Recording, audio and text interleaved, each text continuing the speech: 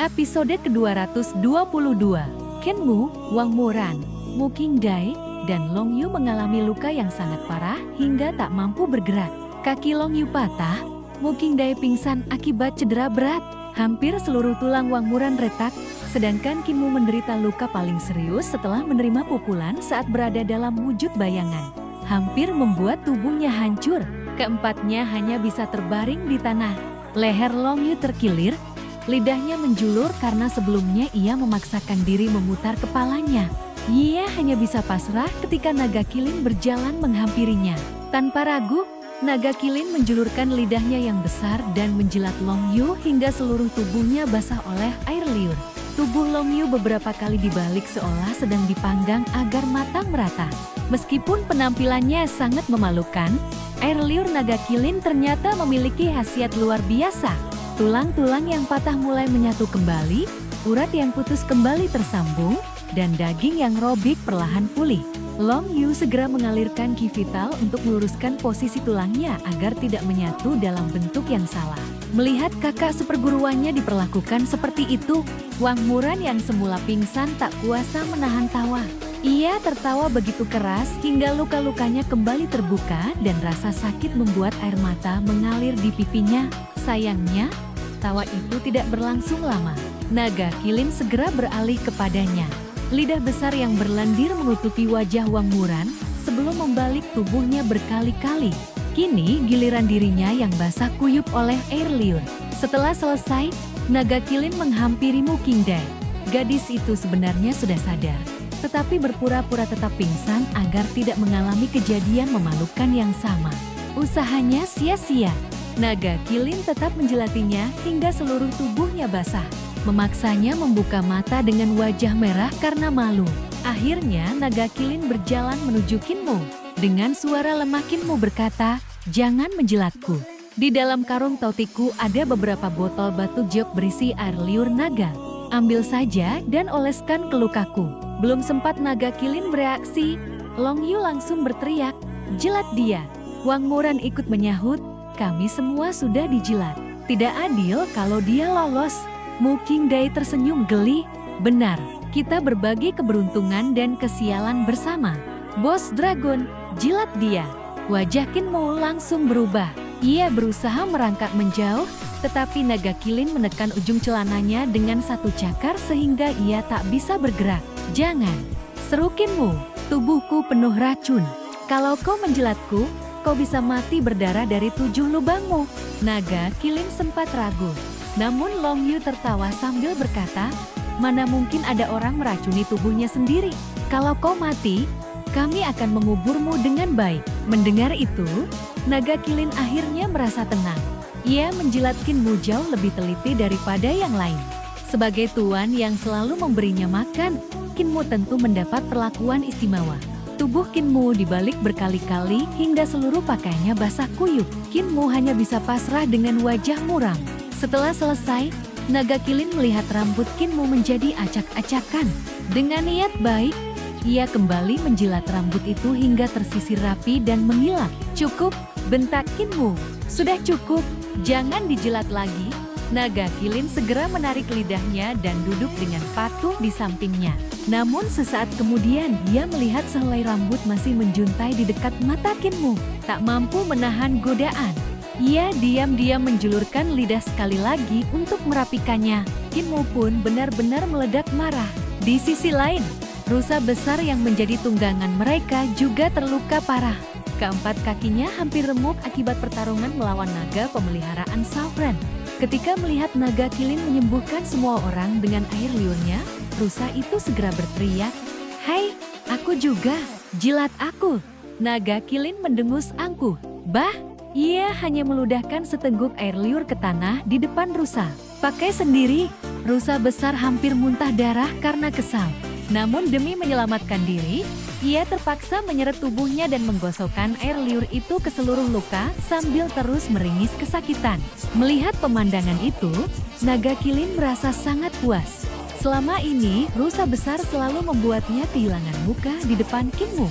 Kini akhirnya ia berhasil membalas dendam kecilnya. Baginya, momen paling membahagiakan bukanlah saat mendapat makanan, melainkan saat bisa mengalahkan saingan lamanya. Sementara itu, Kinmo dan yang lain mulai memulihkan diri. Mereka duduk bersila sambil mengalirkan ki vital untuk memaksa darah beku keluar dari tubuh agar tidak meninggalkan cedera tersembunyi.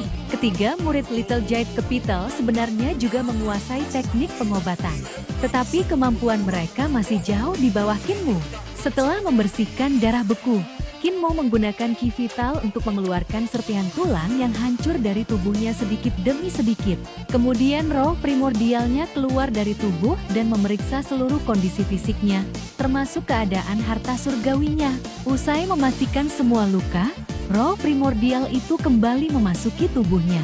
Kinmo segera menelan beberapa pil Buddha roh untuk memulihkan tenaga, lalu meracik obat sesuai kondisi tubuhnya. Melihat pemandangan itu, Mu Qingdai terkejut. Roh primordial, Long Yu dan Wang Muran juga terpana. Roh primordial seharusnya belum dapat dibentuk oleh seorang kultivator di alam 6 arah. Namun Kinmo tidak hanya berhasil membentuknya, bahkan mampu mengeluarkannya dari tubuh. Long Yu menarik napas panjang. Kaisar manusia benar-benar luar biasa. Mampu membangkitkan roh primordial di alam 6 arah adalah pencapaian yang belum pernah kudengar sebelumnya. Kinmo justru menggelang, aku bukan satu-satunya. Putri ke-6, Ling Yuxiu, juga berhasil melakukannya. Kami tidak merasa sedang melakukan sesuatu yang luar biasa. Kami hanya berkultivasi seperti biasa. Lalu roh primordial itu muncul dengan sendirinya. Mendengar itu, Wang Muran semakin terkejut. Putri ke-6 juga berhasil. Ia tiba-tiba menyadari bahwa reformasi kultivasi di Kekaisaran Perdamaian Abadi telah berkembang jauh melampaui perkiraannya.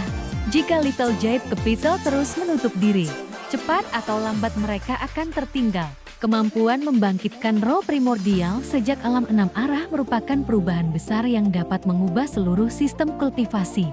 Bila metode itu berhasil disempurnakan dan disebarkan, Kinmo dan Ling Yuxiu akan dikenang sebagai Grandmaster besar dalam sejarah.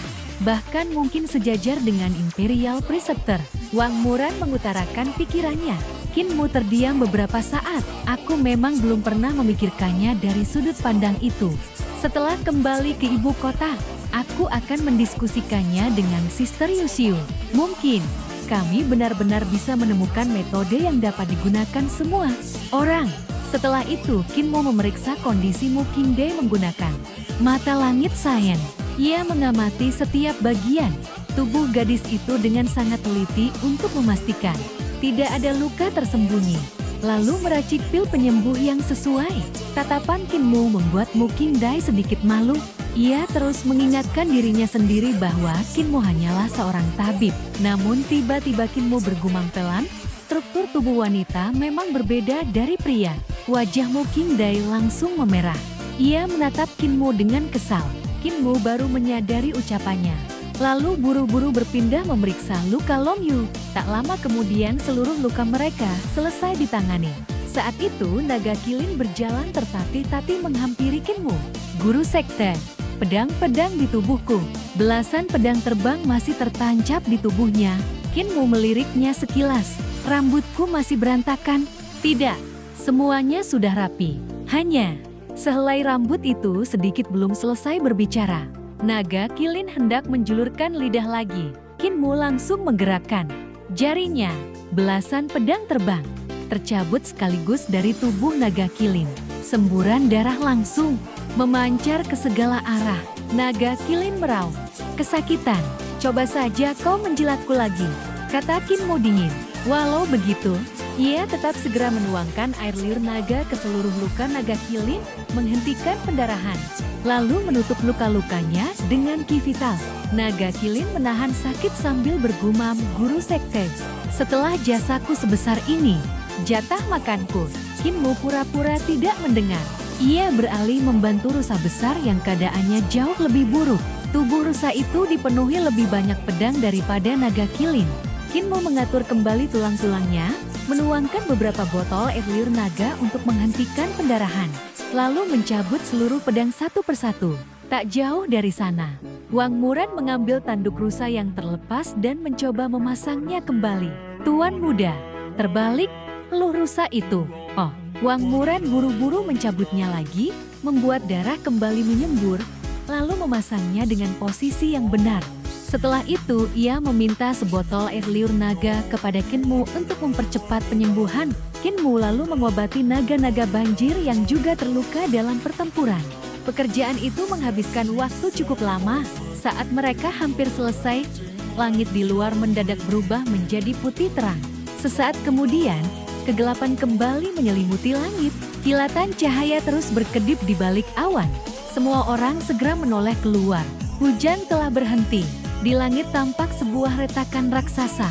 Seolah-olah cakrawala baru saja dibelah oleh pedang yang sangat besar. Jantung Kinmu berdegup keras. Itu, ia mengenali pemandangan tersebut. Sunshot Divine Cannon. Dari celah langit itu turun garis-garis merah tipis. Kinmu mengulurkan tangan untuk menangkap salah satunya. Tetapi wajahnya langsung berubah. Ia buru-buru menarik tangannya dan menghindar. Garis-garis merah itu jatuh ke pegunungan dan istana di sekitar mereka. Di setiap tempat yang disentuhnya, bunga-bunga bermekaran seketika, rumputan tumbuh subur, dan pepohonan berkembang dengan kecepatan yang mustahil. Itu bukan hujan biasa, itu adalah darah dewa. Langit seolah sedang menangis. Seorang dewa telah gugur.